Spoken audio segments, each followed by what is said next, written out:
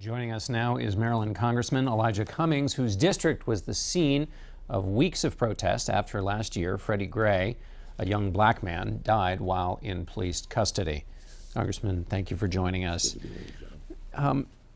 Let's start with this. What would you tell a young African-American 18-year-old man in your district who came to you and said, what does my future look like? I would tell him that he's going to have a lot of barriers to get to where he has to go, but that he can make it.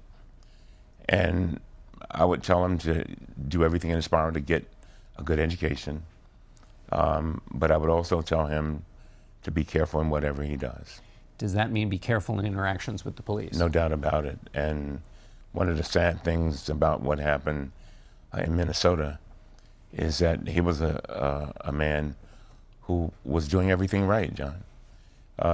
He said, look, you know, I've got a gun. He was authorized to carry it. And the next thing you know, he's dead.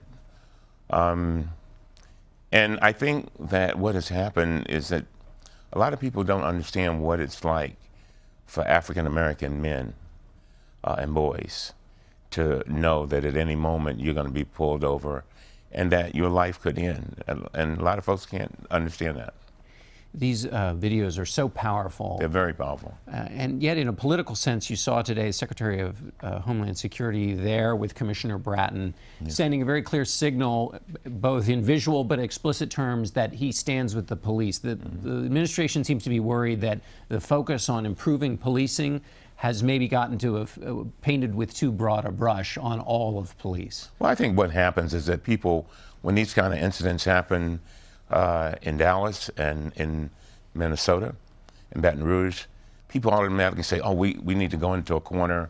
And if I am for good policing and want the respect of police in the African-American community, they think that you're against police. But on the other hand, they don't understand that there's pain when these things happen in the African-American community. But John, there's also pain by African-Americans when police are murdered like they were in Dallas. Yeah. And a lot of times people don't understand that.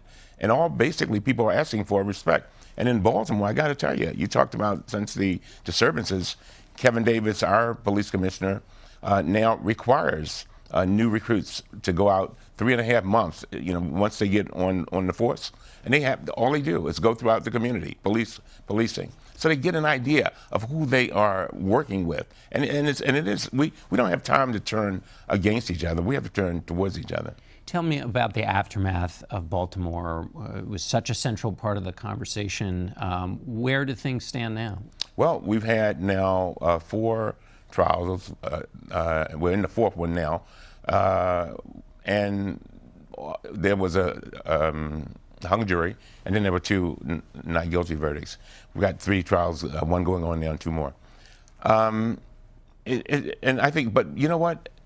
People saw justice being carried out, and we did not have the loud protests. There were peaceful protests, but they were small. But people understood that justice was happening. And that was important to them. In most of these cases, less than 2% of the cases are charges ever filed. And that's one of the things that people are concerned about, John. They see police doing things like they did in Minneapolis, Minnesota, and then they say, well, the police, there was a bad act.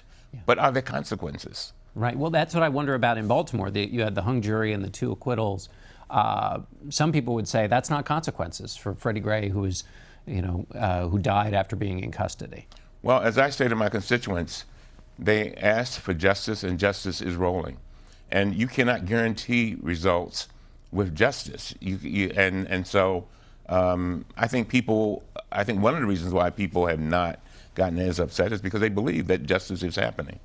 President Obama said that in his press conference, he said there were times when activists might have engaged in rhetoric that was overheated and occasionally counterproductive. What's your feeling about that in terms of, and what he's talking about here is rhetoric with respect to the police? I think we have to be careful about whatever we say these days. That goes from our leaders to what people put on Facebook, because I think people do have a tendency to act on certain things. And I think we have to be very careful.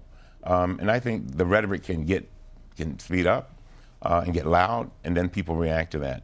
But you know what? We have to make sure that we understand that the community needs the police, and the police need the community.